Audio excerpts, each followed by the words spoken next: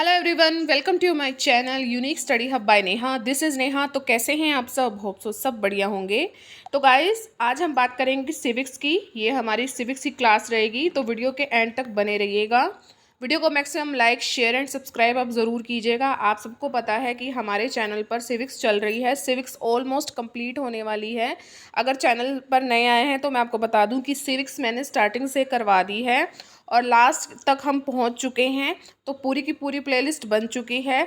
आज की वीडियो देखने से पहले आप सारी की वीडियो देख लीजिए, फिर उसके बाद आज की वीडियो देखिए, तभी आपको सब कुछ समझ आएगा। ठीक है? और जो रेगुलर बेसिस पर देख रहे हैं उनको पता ही है कि क्या चल रहा है चैनल पर। ठीक है, चलिए वीडियो को स्टार्ट करते हैं, टाइम वेस्ट नहीं करते। आज हम बात करेंगे CAG की। कौन है ये CAG? सबसे पहले तो इसकी पूरी जो है आपको फुल फॉर्म पता होनी चाहिए क्या है। CAG मतलब controller and auditor general of India, Bharat का नियंत्रक एवं महालेखा परीक्षक।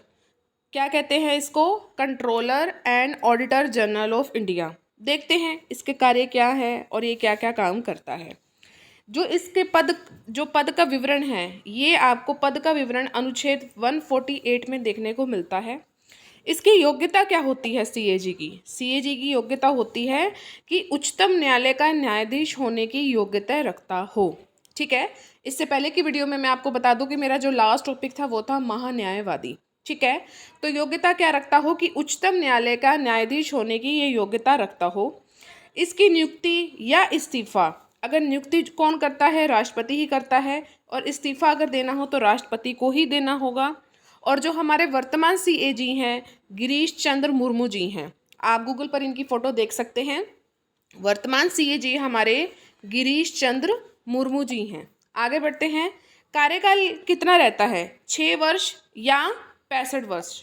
ठीक है, इनका वेतन कितना है?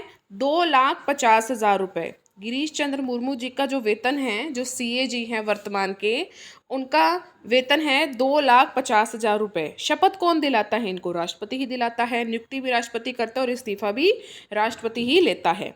पद मुक्ति किस तरह हो सकती है? अगर करना चाहे तो पद मुक्ति कोई करना चाहे तो कैसे कर सकते हैं कि संसद के दोनों सदनों से 2/3 बहुमत से इनको पारित प्रस्ताव करके इनको हटा सकते हैं। 2/3 बहुमत होने चाहिए। लोकसभा और राज्यसभा के दोनों सदनों के 2/3 बहुमत होंगे, तभी जो है हम CAG यानी इनको हटा सकते हैं। इनका कार्य क्या है? संघ और राज्य के सार्वजनिक खातों का लेखांकन करना और उनका लेखा परीक्षण करना।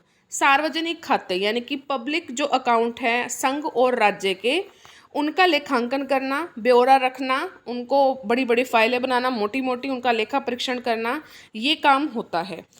UPSC, सबने इस एग्ज़ाम का नाम सुन रखा होगा, यूनियन पब्लिक सर्विस कमीशन, संघ लोक सेवा आयोग लाइक। ठीक है, तो अब हम बात करेंगे इसकी संरचना की। कैसी संरचना है इसकी, और इसका जो विवरण है आपको अनुच्छेद 315 में देखने को मिलता है। किसमें? 315 में। और अगर आपने CAG के बारे में जानना है तो 148 में, मैंने आपको अभी अभी बताया है।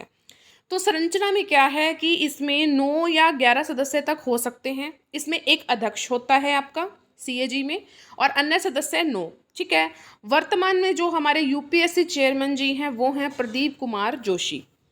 अब इनका कार्य क्या है? इनका कार्य है कि परीक्षाएं आयोजित करवाना है चेयरमैन का, और या ट्रांसफ़र या पदोन्नति में सलाह प्रदान करना है। ठीक है, तो इनके ये 2 कार्य हैं। किसके हैं? प्रदीप कुमार जोशी जी के, जो हमारे वर्तमान में UPSC चेयरमैन हैं। इन सब का जो विवरण किस में मिलता है? 315 में मिलता है। ठीक है, एक ही इनका कार्य है। CAG का क्या कार्य है? संघ और राज्य के सार्वजनिक खातों का लेखांकन और उनका लेखा परीक्षण करना। बाकी जो है UPSC चेयरमैन का ये काम होता है। आगे बढ़ते हैं। फाइनेंस कमीशन के बारे में जान लेते हैं क्या है खास, यानी कि इसको हम हिंदी में कहते हैं वित्त आयोग। इसकी जो व्यवस्था है आपके अनुच्छेद 280 में देखने को मिलती है। वर्तमान में आपके जो वित्त आयोग मंत्री हैं वो हैं NK सिंह, नंद किशोर सिंह। ठीक है, ये 15वें वित्त आयोग का काम कर रहा है। 15वें ये हैं आपके वित्त आयोग मंत्री NK सिंह, नंद किशोर सिंह। ये आपके 15वें वित्त आयोग मंत्री हैं और 15वां वित्त आयोग ये काम कर रहा है।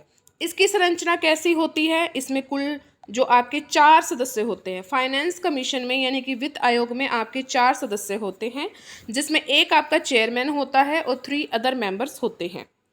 ठीक है। वित्त आयोग जो होता है गाइस वो 5 वर्ष के लिए होता है, कार्यकाल भी इनका 5 वर्ष के लिए होता है।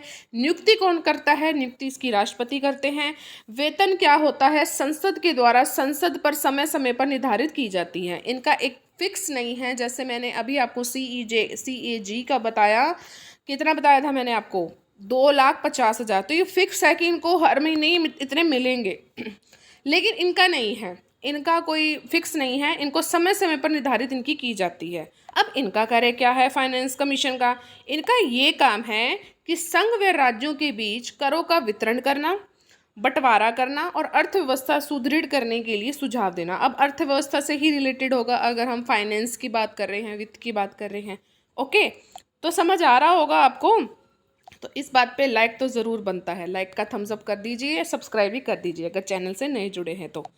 भाग 15 की हम बात करेंगे इलेक्शन कमीशन की, जिसको हम कहते हैं निर्वाचन आयोग। ये सीधा सीधा है, जो मैं आपको जो भी करवा रही हूँ सीधा सीधा, बस आपको जैसे जैसे मैं करवाती जा रही हूँ अपने नोट्स में अपडेट करते जाइए और याद करते जाइए, ठीक है, और इसी से ही आपके क्वेश्चन बन जाएंगे।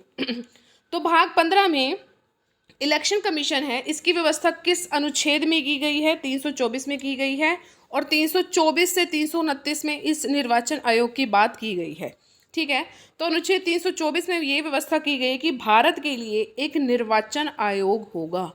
वेरी वेरी इंपॉर्टेंट कि किस अनुच्छेद में आपको पता लगता है कि भारत के लिए एक निर्वाचन आयोग होगा, इलेक्शन कमीशन होगा। तो अनुच्छेद 324 में जो है एक भारत के लिए एक निर्वाचन आयोग होगा, जिसमें खास क्या है? जिसमें खास ये है कि उसमें आपके राष्ट्रपति, उपराष्ट्रपति, लोकसभा, विधानसभा के लिए स्वतंत्र और निष्पक्ष चुनाव संपन्न करवाना।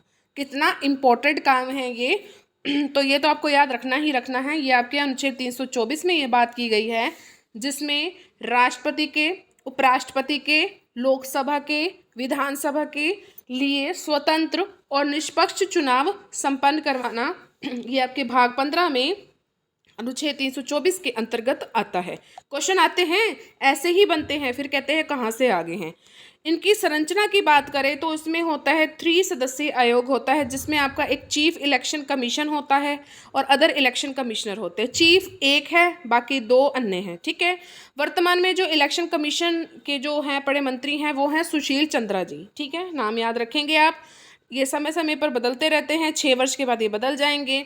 नियुक्ति है इनकी राष्ट्रपति ही करता है, शपथ भी राष्ट्रपति ही दिलाता है। देखिए, राष्ट्रपति के लिए ही ये काम करते हैं, उनके चुनाव संपन्न करवाते हैं और यही इनकी नियुक्ति करते हैं और यही इनको शपथ भी दिलाते हैं। इनका कार्यकाल 6 वर्ष या 65 वर्ष। इस्तीफा अगर इन्हें देना हो, इनको देना हो तो किसको देंगे? ये राष्ट्रपति को देंगे। पदच्युति इनकी अगर करवानी है तो वही सेम प्रोसेस है कि संसद के दोनों सदनों से 2/3 बहुमत जब अगर ये प्रस्ताव पारित हो जाता है तो इनको हम इनके पद से हटा सकते हैं।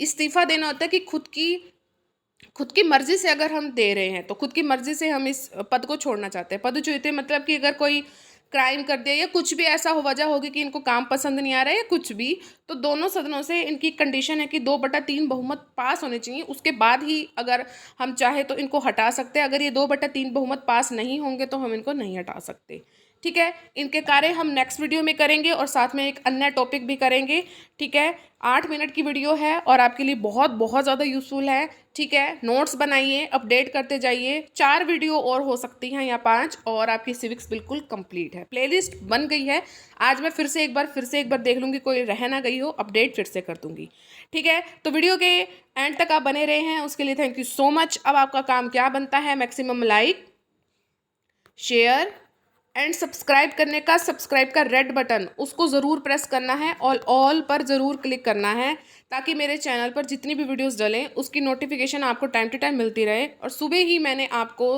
हिंदी व्याकरण में समास करवाया है, यस समास करवाया है। चैनल से नए जुड़े हैं तो वो वीडियो भी देख लीजिए। और प्लेलिस्ट बन चुकी है, संज्ञा सर्वनाम विशेषण सब कुछ करवा दिया है उसमें मैंने। और मैं आपको बता दूं कि इकोनॉमिक्स भी मैंने स्टार्ट करवा दी है और आपको कल इकोनॉमिक्स की मैं बैक टू बैक 2 क्लासेस दूंगी, ठीक है। 2 क्लासेस दूंगी। कल मैं आपको मुद्रास्फीति, महंगाई के बारे में बताऊंगी।